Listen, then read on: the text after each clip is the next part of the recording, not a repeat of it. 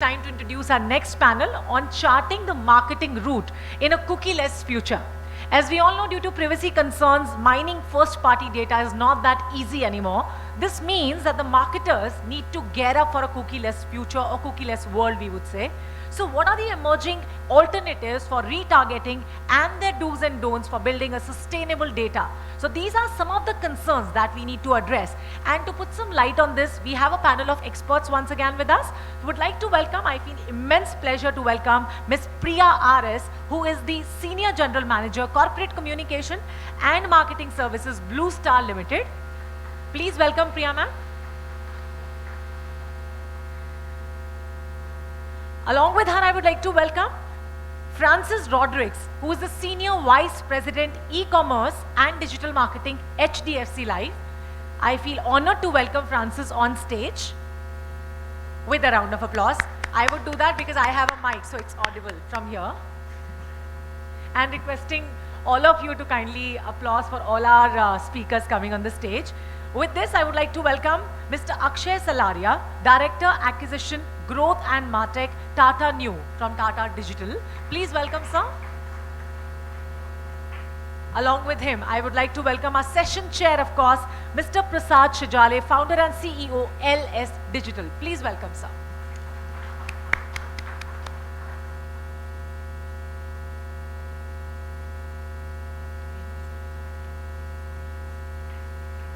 Over to you, Prasad. First and foremost, I think this is the last session that we have, I suppose, right? I was listening to the programmatic one, and the amount of cookie-less world-related stuff which has been covered. I don't think whether there is a need for one more session, but having said so, I think there are some interesting facts that we would be putting together well.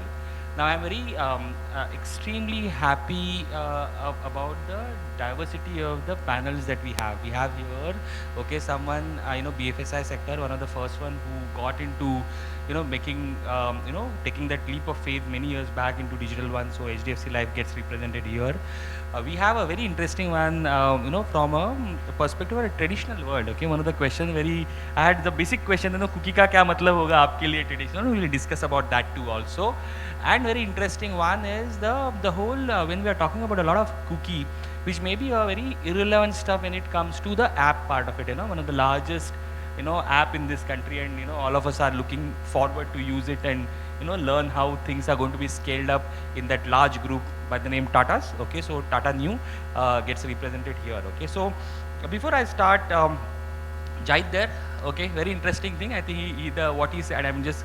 So for some of you probably were not there a few minutes back here, but there are four important sort of things that he talked about. Governments want privacy, the brands want performance, the marketer wants the marketer wants performance, consumer wants personalization, and management wants profit. Okay, under this, what are the opportunities for us in terms of making sure that cookie-less world sort of works pretty well for us. But before we are marketeers, we are consumers. Okay, and as a consumer, privacy is very much critical to me. There is a meme which a few minutes back came to me, which talks about my shopping apps discussing with my social media apps on how to convince me to buy a shirt that I searched recently. Okay, so all of us sort of go through it, and sometimes it could get very creepy too. Okay, but if there is one Telium study, because someone was talking about CDP also, the Telium study that I was looking into, and what it said is that 97% of the consumers, okay, have shown some sort of I would say concern, okay, about the privacy of data that they have. And in the same survey, it also talked about 87% of us want the personalization. So two very different. Okay, at one point they want personalization, and another place they want to have what I can say privacy part of it. But if you go back to that 20 years wherein who to blame that? Okay, who to blame that? For last 20 years, we as a marketeers, and I mean, we have failed. Okay, we have been using that third-party cookies and all sort of information that we are picking and going after them, as someone was saying, showing the lingerie ads, to people probably who should not be seeing it. Whatever reason, I have to ask Jahid what he was searching earlier. Uh, but all said and done, this is where it is, and that is where the GDPRs and CCPAs and LGPDs which are coming through, right? Not going through the nitty-gritties of that, but from the whole policies of ATTs to how browsers are affecting it. But I think as a marketeer, there are three important things that I look for. When I look for the as I look at a cookie, one is definitely how audiences, because all the discussions that we had some time back was related to audiences. Second one is measurement, and third one is the experience. These are the three things which are going to get affected. So let me ask the first question. Okay, from the HDFC life perspective, you were the first, so one of the first one in that sector. Okay, and for many years, okay, all that audiences that the sector really squeezed, and that audience is probably a few quarters later, okay, it will become, of course, it is already started becoming difficult. How do you look at the future? Yeah, thanks, Prasad. I think, one of the key elements, the immediate first piece that came about when we said, okay, third-party cookies are getting deprecated was, okay, so what's going to happen to my performance marketing spends? How am I going to kind of go after the audience, and what am I going to do? This usually becomes the case because BFSI in general and insurance in particular typically spend a lot of their monies primarily around the bottom of the funnel for performance marketing, and in that sense rely on a decent number of cookies. But while it has been one of the key sort of benches on which you kind of build your entire performance marketing piece, it's not something which has been always been working perfectly. Increasingly, whether cookies were deprecated or not, there's been this entire effort and focus towards how can we start augmenting first-party data and start using some of that to better target the right audiences, better understand which is the people who will actually not only kind of click through but also kind of log in and convert in the entire sort of policy journey. And that kind of comes through through various methods. I mean, you kind of go back, take your audiences of conversions, feed them back, whether it's Google or Meta, through various methods, through your ads data hub, through CAPI initiative, through all the other pieces that you're trying to do, and get that sort of stronger signals back in. So that will kind of continue, and it will get, in spite of even if the cookies were not deprecated, I think that was some place which will continue to get that push towards better and more sharper targeting. It will get accelerated, definitely, because of what's happening with cookies, but it was something which anyways would kind of move in that direction. So I think when I hear you, Francis, I now sort of got a sense that you have already accepted the fact that audiences, third-party audiences probably would be very difficult to get it, and how to be ready for it. I think we'll come back to that later on. What are the opportunities, and what sort of thing that we're working on. And another thing which I really want to talk about is the CDP later on something. But that's a good point. Okay, we can come back to that. Very interesting. Okay, when I sort of saw Priya on my panel, I said, what do I ask? Okay, because traditional brand, right? So let me ask you a question. Does it really matter to you as a brand, cookie का क्या होगा, क्या नहीं होगा? Of course, digital marketing is very relevant to us, both in the B2C segment and the B2B segment. We do spend adequately on digital marketing other than our traditional things. So it does impact us also. Only the good thing in our space is that we are not a plug and play product, and I have more access to data than any other business, because we have installation involved, maintenance involved. Therefore, today what is loosely left as a given thing, we may probably try and fill in the gaps, and then utilize each and every touch point where we can gather information and strengthen our first party data. And this is going to be a huge benefit which we see in our industry. Second important thing is our product category, the buying behavior is people seek information. Therefore, when people, we spend enough money on SEO and SEM so that we draw people to our website, so that people are given that piece of information which they need before buying the product. So that's going to be a huge space where I can again engage with the customer or you know, whoever is considering to buy an AC. So these two are going to add layers to my first party data, and it's going to make them very relevant. And of course we have the clean rooms where I can multiply it by, you know, whatever X times I want. So that relevance is going to help us go there. And the most important thing is we will go back to our basic marketing techniques, isn't it? As marketeer, we know what our TG is, what is their behavior. Therefore, the contextual marketing where I will go and be available where my TG is, and also talk to them, supposing, you know, it is, the temperature is shooting, then I can have a contextual advertising saying that, you know, if garmi hai, to here is my solution, you know, fast cooling AC there. So I can make myself relevant. If I want to pitch a particular product for a particular geography, where, you know, temperature soar to 50 degrees, I can put up a creative which is relevant to him. Therefore, I think our life will not change much. Of course, it is going to become more probabilistic, which is fine. As a marketer, we are used to that in an ATL space, isn't it?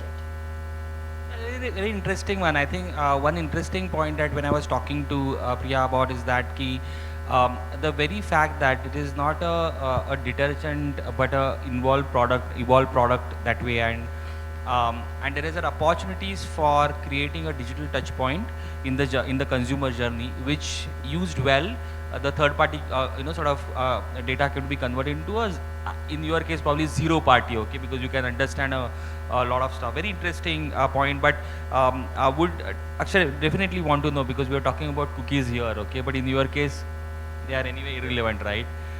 So if you can take us through a few developments, you know, from the ATT world on an Android, okay, just to set up a context around it, it will be great.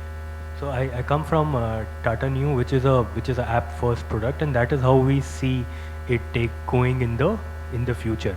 So cookies for me are not so important as compared to what is happening in the app world. So the ATT came because of which we can't collect the customer's IDFA. That means we cannot do a lot of ATT came what, 14.5 iOS later, right? Yeah. And there was a pop-up that comes. Do you want yourself to be tracked on other apps also? And 95% people will say no. 95% will say no. No. So there is no collection of data after that. All the retargeting activities go for a toss. And more than that, I'm more worried that Android is also going to come up with its privacy sandbox. It is going to affect both brand and performance campaigns, because performance campaigns largely rely, at the heart of the performance campaigns is that you get events which are sent back to the media buying platform. So Facebook ads gets a lots of events, Google ads get lots of events of what people are doing, and that will also stop with privacy sandbox. That is already stopped because of ATT and scan. So it's a kind of it'll be an evolving thing for me also on how do I run great performance marketing campaigns without the data that used to be earlier and still meet the targets that my boss has set for me. That is what we want to decipher. How would you do it? Probably, yeah, you know, if you can. Yeah. So the way Tata is thinking about is that we have some first party data which is from Tata Group companies. It is all privacy protected, safe, hash and all that. And the thought is that we will go ahead and build a CDP which will have a lot of data from a lot of Tata companies. And how will we put all that together and be prepared? So the day the privacy sandbox comes in, I want to be in a much better state of preparedness. We've just launched about 3 months back. So we'll figure that out. And I think a CDP solution will work to some extent to sort out the issues that scan and privacy sandbox will bring. I think some of you who are the big brands, or working for the big brands, I think that's the benefit, or a group of brands. Okay, that could be a very interesting play to have a competitive advantage to get that second parties, or whatever hashware or whatever in the PDPP framework. India is going to have their own, it's in the bill phase. So I think that could be a very interesting play. So anyone who has that play of having the group companies probably, they have a natural advantage, so to say, right? Okay. The second part that I was talking about is that the very fact digital became so attractive is because its ability to measure things, okay, and that is where probably is getting a lot questioned, right? And especially brands wherein the management is so used to looking into cost per everything, right? Okay, so how do, I would say, Francis, HDFC, will they change it, or still the questions get asked to probably the team there, saying that iska kya hua? Because I'm quite sure even the numbers when I don't know. So what I see is that India is becoming a bit of Apple country. Okay, there are a lot of Apple devices coming through, and then it is becomes difficult. You have to really take the data out and say that Apple ko nikal ke fir dekho what is the cost per lead acquisition, whatever it is, right? So is there any plan on that, or your learnings? So a lot of stuff which is relatively older, considered uh, a little bit of sweat and grunt, unsexy, so as to call it, is actually something which is the most resilient, right? So you do have your first party data which is there. How many times have we kind of gone ahead and truly understand it, we segment using it, and enhance it? Very few. So a lot more initiatives around taking this data and then being able to add to it. Today, if I were to kind of look at from an insurance perspective, you have very, very rich data sources in the form of bureau data as well as EPFO, which basically can be tapped as an insurance company as per the SICRA Act, and enhanced in terms of the entire database that you have. Also, this whole piece around direct and marketing automation, which is email, SMS, outbound, and some of these pieces. These are usually considered as, okay, there is some sort of lost leads, we'll do this spray and pray, and so through drip marketing something comes across, right? I see a lot more renewed vigor in this area to kind of really work towards better data deduplication, maintaining more cleaner and more enhanced data sets and values, looking at a lot of predictive modeling and machine learning in terms of the responses to your who's likely to respond, who's likely to kind of go through in terms of a lead, who's likely to convert, and a lot more intelligence coming there, and a lot of that kind of offsetting this whole piece of third-party cookies and just being able to target in something. I think what I hear from you is that if measurement is sort of could be a problem, there are a lot of probabilistic models and things would get put in to take that right decisions, from the marketing perspective, so to say. Priya, when you talk about contextual marketing, and you related to probably the traditional way of marketing, which again I would say, it's Search it. it means what, 5 minutes or something remaining? Okay. Right. Okay. So, the whole talk, that means there are a lot of characteristics of the traditional marketing has to get imbibed. Okay, when you do not have that audiences and measurement and sort of maybe personalization happening that way. So there is a whole term of branding plus performance, brand formance is coming up, right, on that. Okay, would really like to know about your views on that. See, first thing is,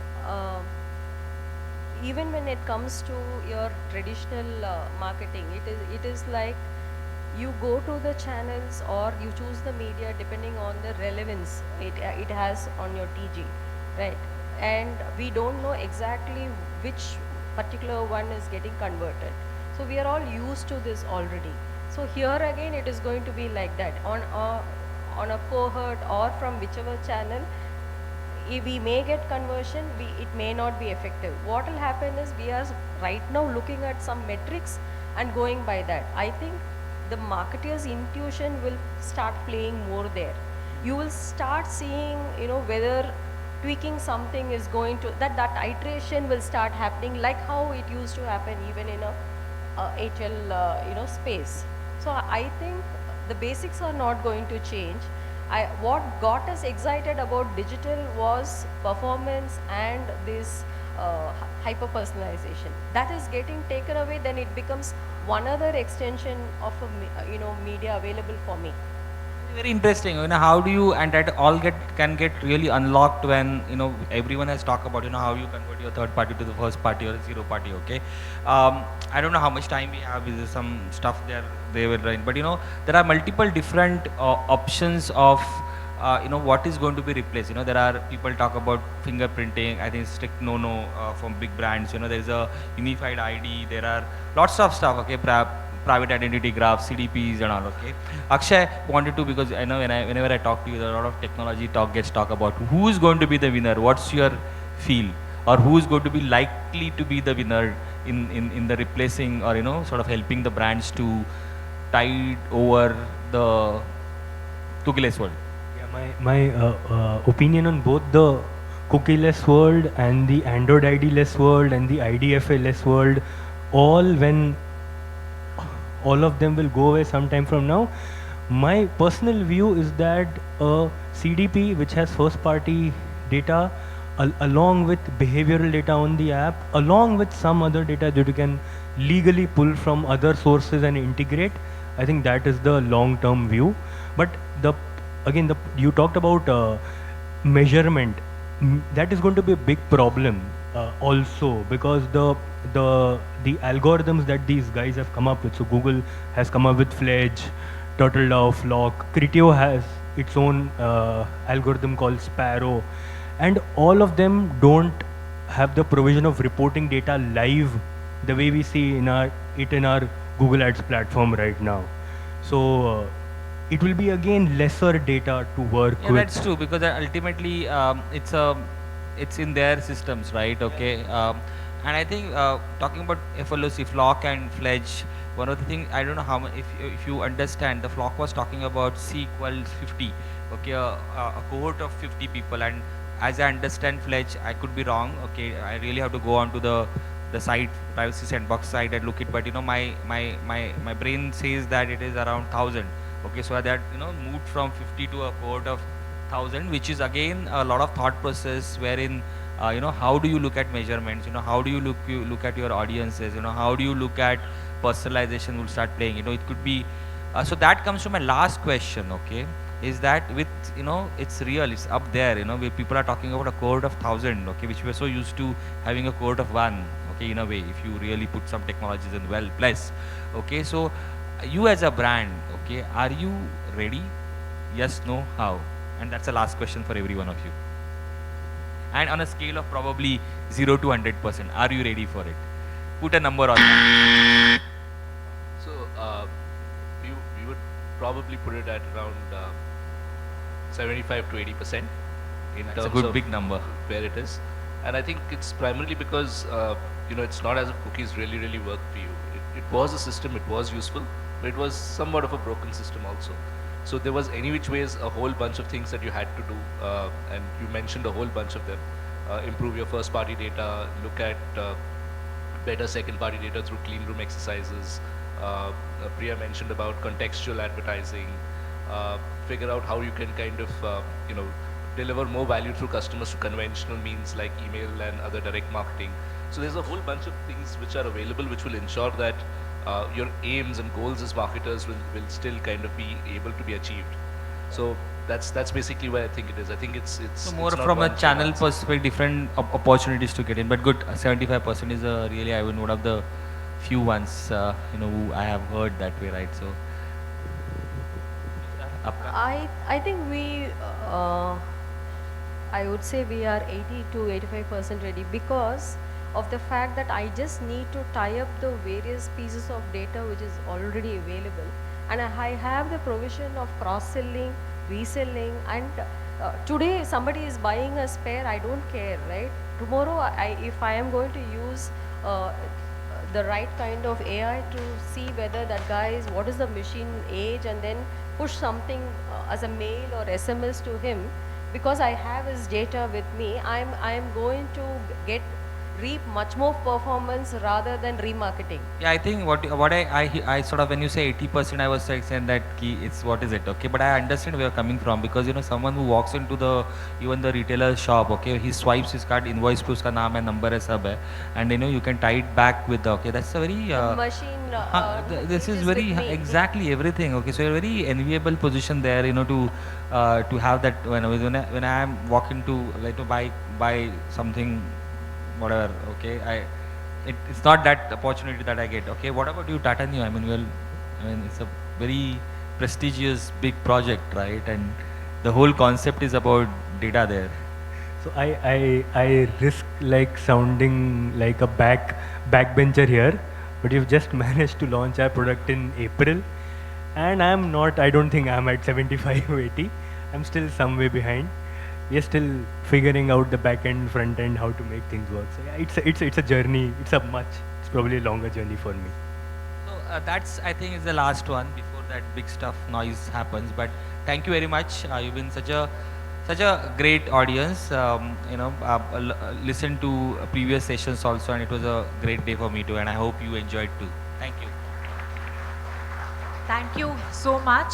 I would convey my thanks to each and every esteemed speaker and the moderator as well for bringing out such useful points around the topic and weaving it so very well. Thanks a lot for making it such an interactive session and one interesting one for all of us. Thank you so much.